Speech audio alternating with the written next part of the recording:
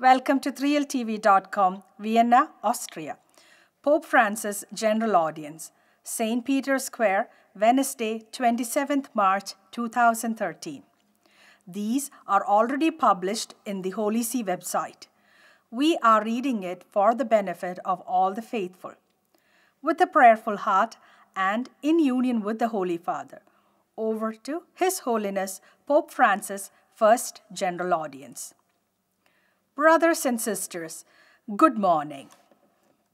I'm glad to welcome you to my first general audience. With deep gratitude and reverence, I take up the witness from the hands of Benedict XVI, my beloved predecessor.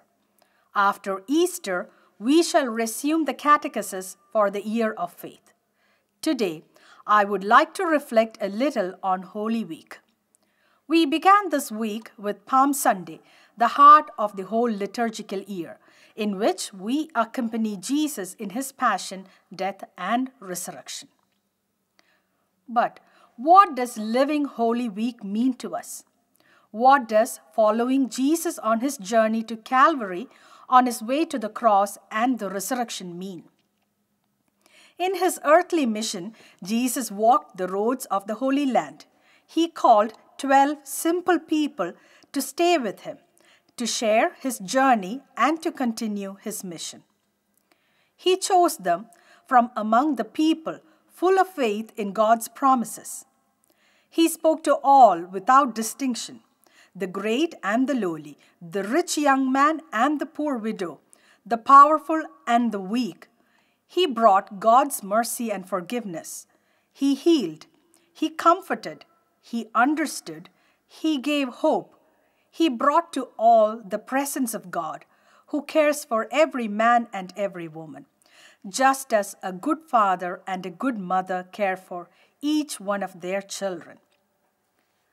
God does not wait for us to go to him, but it is he who moves towards us, without calculation, without quantification. This is what God is like. He always takes the first step. He comes towards us. Jesus lived the daily reality of the most ordinary people. He was moved as he faced the crowd that seemed like a flock without a shepherd. He wept before the sorrow that Martha and Mary felt at the death of their brother Lazarus. He called a publican to be his disciple. He also suffered betrayal by a friend. In him, God has given us the certitude that he is with us, he is among us. Foxes, Jesus said, have holes, and birds of the air have nests, but the Son of Man has nowhere to lay his head. Matthew chapter 8, verse 20. Jesus has no house because his house is the people. It is we who are his dwelling place. His mission is to open God's doors to all, to be the presence of God's love. In Holy Week, we live the crowning moment of this journey, of this plan of love that runs through the entire history of the relations between God and humanity. Jesus enters Jerusalem to take his last step, with which he sums up the whole of his existence. He gives himself without reserve. He keeps nothing for himself, not even life. At the Last Supper with his friends, he breaks the bread and passes the cup round for us. The Son of God offers himself to us. He puts his body and his blood into our hands, so as to be with us always, to dwell among us. And in the Garden of Olives, and likewise in the trial before the Pilate, he puts up no resistance. He gives himself. He is the suffering servant, foretold by Isaiah, who empties himself even unto death. Isaiah chapter 53, verses 12. Jesus does not experience this love that leads to his sacrifice passively or as a fatal destiny. He does not, of course, conceal his deep human distress as he faces a violent death, but with absolute trust, commends himself to the Father. Jesus gave himself up to death voluntarily in order to reciprocate the love of God the Father, in perfect union with his will, to demonstrate his love for us. On the cross, Jesus loved me and gave himself for me. Galatians chapter 2, verse 20. Each one of us can say, he loved me and he gave himself for me. Each one can say this, for me. What is the meaning of all this for us? It means that this is my, your, and our road too. Living Holy Week, following Jesus not only with the emotion of the heart. Living Holy Week, following Jesus means learning to come out of ourselves, as I said last Sunday, in order to go to meet others, to go towards the outskirts of existence, to be the first to take a step towards our brothers and our sisters, especially those who are most distant, those who are forgotten, those who are most in need of understanding, comfort, and help. There is such a great need to bring the living presence of Jesus, merciful and full of love. Living Holy Week means entering ever more deeply into the logic of God, into the logic of cross, which is not primarily that of suffering and death, but rather that of love and of the gift of self which brings life. It means entering into the logic of the gospel. Following and accompanying Christ, staying with him, demands coming out of ourselves, requires us to be outgoing, to come out of ourselves, out of a dreary way of living faith that has become a habit, out of the temptation to withdraw into our own plans which end by shutting out God's creative action. God came out of himself to come among us. He pitched his tent among us to bring to us his mercy that saves and gives hope. Nor must we be satisfied with staying in the pen of the 99 sheep if we want to follow him.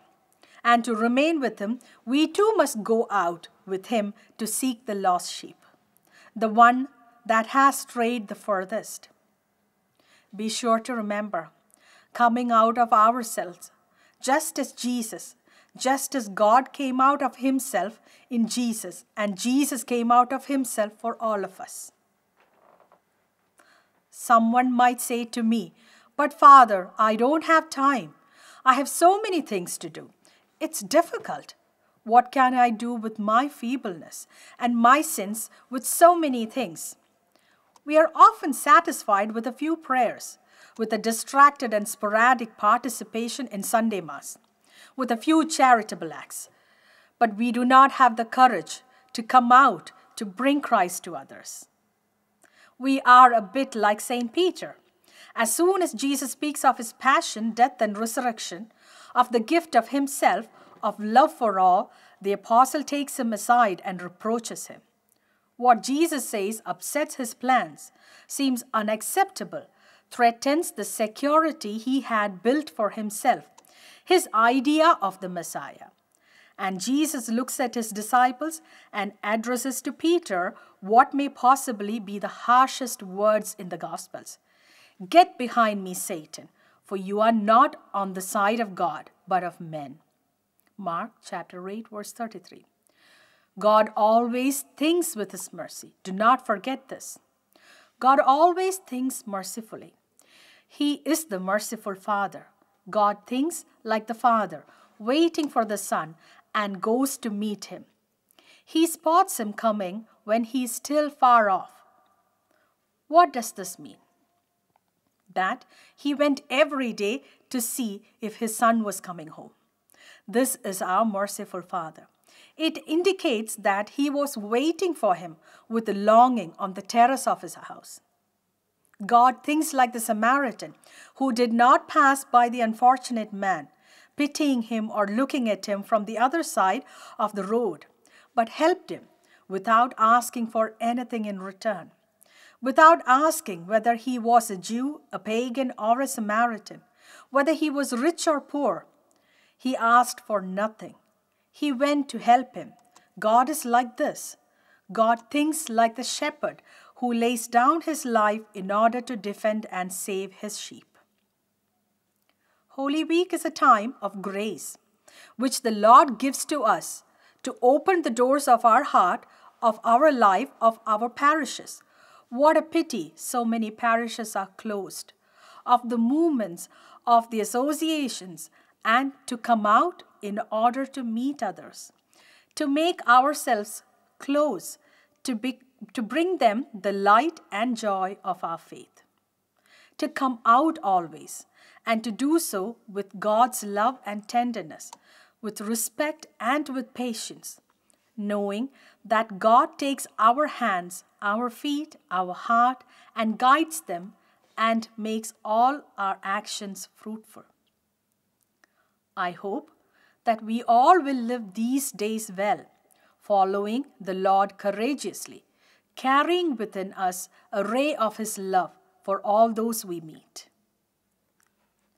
Greetings. Heartfelt greetings to the English-speaking pilgrims, especially the large group of university students taking part in the International UNIV Congress here in Rome. I extend a warm welcome to the pilgrims from England, Ireland, the Philippines, and the United States of America.